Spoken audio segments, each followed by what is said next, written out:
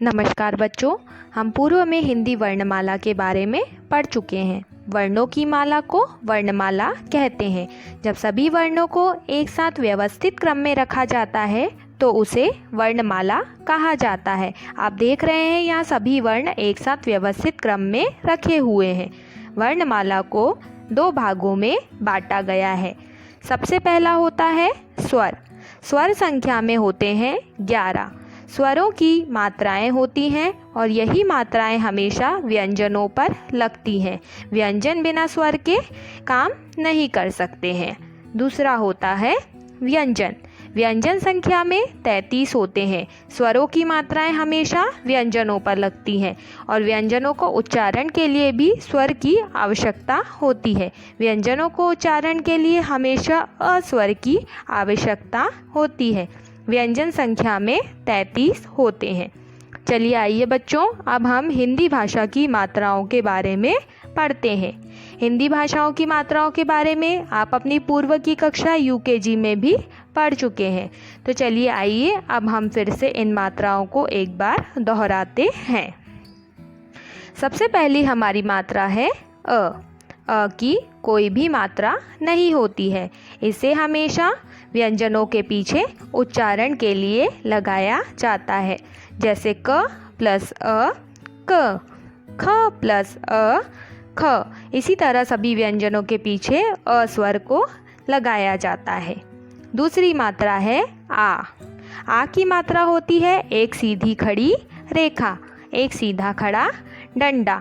अच्छा बच्चों, अगर आपको कोई एक जोर से डंडा मारेगा तो आप कैसी आवाज़ करोगे? आ।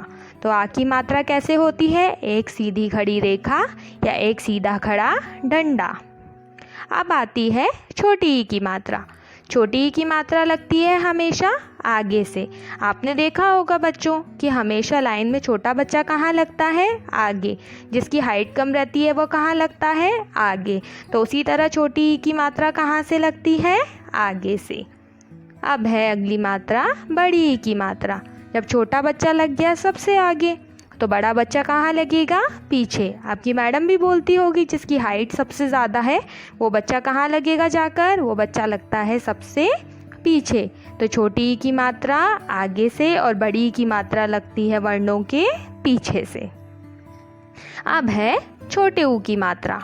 छोटे ऊ की मात्रा होती है गोला और ऊपर। अच्छा बच्चों, आपने एक झूला देखा होगा, सीसॉ, हमारे स्कूल में भी है वो।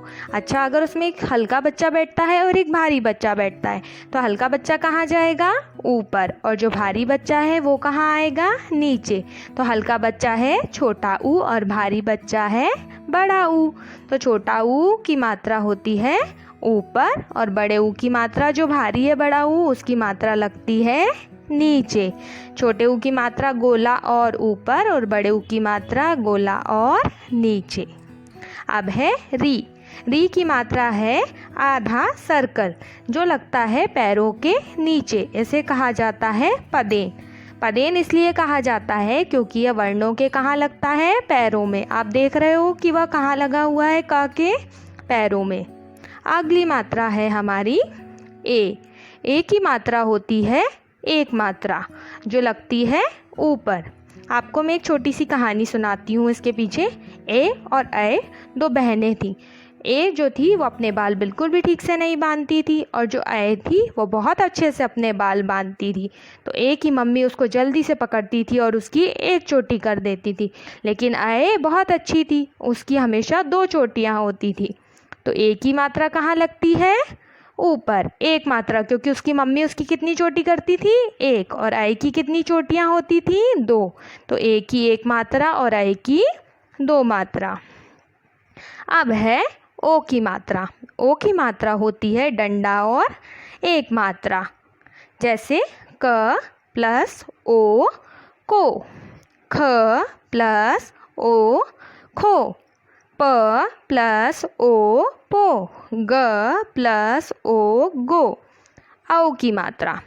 औ की मात्रा होती है एक सीधी खड़ी रेखा और दो मात्राएं, या एक सीधा डंडा और दो मात्राएं, जैसे क प्लस औ कौ, ख प्लस औ खो।